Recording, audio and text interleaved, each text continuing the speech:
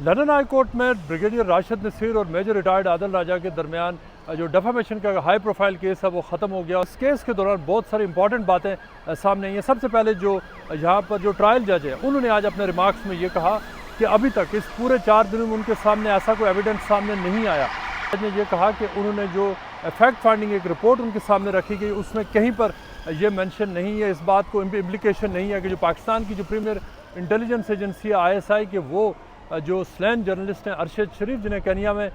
शहीद कर दिया गया था कि ISI किसी भी हवाले से अरशद शरीफ की किलिंग में मुलव्वस हो। अरशद शरीफ का जिक्र इसलिए आया कि जो डिफेंडेंट है इस केस में आदिल राजा, उन्होंने अपनी विटनेस स्टेटमेंट में ये कहा कि इस बात का कोई डाउट नहीं है कि ISI ने अरशद शरीफ को कत्ल किया था केनिया में। लेकिन जो जज हैं आज उन्होंने कहा कि जो फैक्ट फाइंडिंग रिपोर्ट है पाकिस्तान की उसमें बहुत सारे इस हवाले से जिक्र है कि अरशद शरीफ को पाकिस्तान से हाउंड आउट किया गया, उनके खिलाफ केसेस बने, लेकिन रिपोर्ट कहीं पर ऑफिशियल फाइंडिंग ये नहीं कहती कि उनके ऊपर किसी भी हवाले से ISI ने उनकी किलिंग हो। उसके अलावा कोर्ट ने यह भी सुना कि जो जज है उन्होंने ये कहा कि ये ट्रायल एक कॉम्प्लिकेटेड ट्रायल है, इसकी पाकिस्तान के लिए बहुत सिग्निफिकेंस है, लेकिन उन्होंने कहा कि वो इस ट्रायल को पाकिस्तानी मिलिट्री और ISI का ट्रायल नहीं बनने देंगे। केस के जो केस है वो तकरीबन 9 पब्लिकेशंस हैं उनके ऊपर है जो 2022 और 23 में आदिल राजा ने मुख्तलिफ ट्वीट्स, फेसबुक वीडियोज़ और यूट्यूब के ज़रिए की, जिसमें उन्होंने ब्रिगेडियर राशिद नसीर के ऊपर इल्ज़ाम लगाए थे नंबर 1 कि उन्होंने लाहौर हाई कंट्रोल का जो कंट्रोल ले लिया है, ये कि वो आसिफ अली जरदारी से सीक्रेटली मिले और उनके साथ पैसों की साजबाज की, ये कि वो PDM के साथ मिलकर उन्होंने PTI को हराने की कोशिश की, ये कि उन्होंने उनकी फैमिली के ऊपर मुख्तलिफ फ़ॉल्स केसेस रजिस्टर करवाए और ये कि वो मुख्तलिफ जो फाइनेंशियल करप्शन के एलिगेशन थे और उसके साथ साथ पॉलिटिकल इंटरफेरेंस के जो एलिगेशन थे, ये वो केस हैं जो पॉइंट्स हैं जिनका यहाँ पर ट्रायल हुआ है। इसमें जो बाज़ एरियाज़ हैं जहाँ पर ब्रिगेडियर राशिद नसीर को जो उनकी जो टीम है उनको कहा गया कि उनको प्रूव करना पड़ेगा। ये ऑलरेडी इस्टेब्लिश हो चुका है कोर्ट में कि जो इससे पहले यही जज हैं जिन्होंने इस केस की ओरिजिनल जो केस उन्होंने उनके सामने आया था और उन्होंने एक मीनिंग ट्रायल की उन्होंने रूलिंग दी थी जिसमें उन्होंने ये कहा था कि जो राशिद नसीर हैं उनकी जो डेफामेशन हुई है, लेकिन अब टेस्ट उनके लिए ये है कि उन्हें सीरियस हार्म प्रूव करना होगा कि उन जो आदिल राजा हैं उन्होंने जो उनके हवाले से इल्ज़ामात लगाए,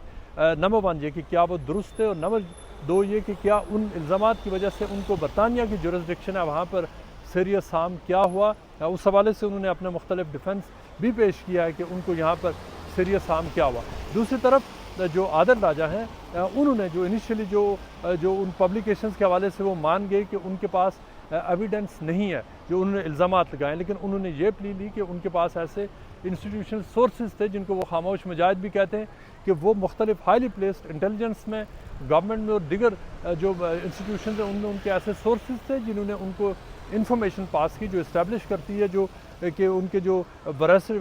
वेरीफाई करके उन्होंने इन्फॉर्मेशन छापी और ये कि वो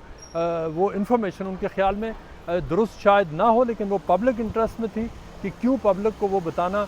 ज़रूरी है। अब आदिल राजा के लिए टेस्ट ये है कि उनके जो क्या जज कन्विंस होते हैं कि उनकी जो पब्लिकेशंस थी वो पब्लिक इंटरेस्ट में थी, और अगर वो पब्लिक इंटरेस्ट में थी तो वो टेस्ट उनको क्लियर करना होगा कि पब्लिक इंटरेस्ट में कोई भी चीज़ डालने से पहले किसी भी पब्लिशर को क्या एहतियात, या किसी जर्नलिस्ट को या किसी जो कोई भी पब्लिशर हो, चाहे सोशल मीडिया का हो या मेन स्ट्रीम मीडिया हो, कि उसको क्या केयर करनी चाहिए किसी के ऊपर इल्ज़ामात लगाने से पहले, और ये कि उन इल्ज़ामात आए कहाँ से, उनका सोर्स क्या था, कितना ऑथेंटिक सोर्स था और क्या वो इन्फॉर्मेशन ज़रूरी थी कि उस पर्टिकुलर स्टेज पर पब्लिक को पता चले और पब्लिक को वो इन्फॉर्मेशन जानकर फ़ायदा क्या हुआ। ये टेस्ट है जो आदिल राजा को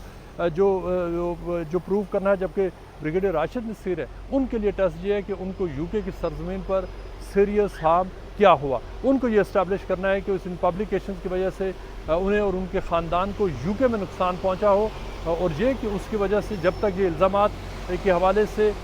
जो जजमेंट सामने नहीं आ जाती जो उनके फेवर में हो, तो उनकी जो रेपुटेशन है वो रेस्टोर नहीं हो सकती। ब्रिगेडियर राशिद नसीर ने यह भी रिवील किया कि वो उन्होंने जो मुख्तलिफ जो केस के दौरान उनकी जो ऑफिशियल जो मिलिट्री ने उनकी इंक्वायरी भी की और उस इंक्वायरी में उनको क्लियर भी कर दिया गया। आदिल राजा की सपोर्ट में यहाँ पर जो साबिक़ अकाउंटेबिलिटी मिनिस्टर हैं शहजाद अकबर वो भी आए, जो एक्स डॉन और द न्यूज़ के सीनियर जर्नलिस्ट और जो एडिटर भी रह चुके हैं शाहीन सबाई और सैयद अकबर हुसैन जो रिटायर्ड कर्नल हैं जो अमेरिका बेस्ड है, वो पेश हुए आदिल राजा के विटनेस के तौर पर। उसमें जो कोर्ट में उन्होंने आदिल राजा की सपोर्ट की और कहा कि आदिल राजा के जो मुख्तलिफ वो उनका जो मौक़िफ़ है जो ओवरऑल पाकिस्तान की सूरत हाल के हवाले से वो दुरुस्त है। उन्होंने ये भी तस्लीम किया कि वो सारे पाकिस्तान तहरीक इंसाफ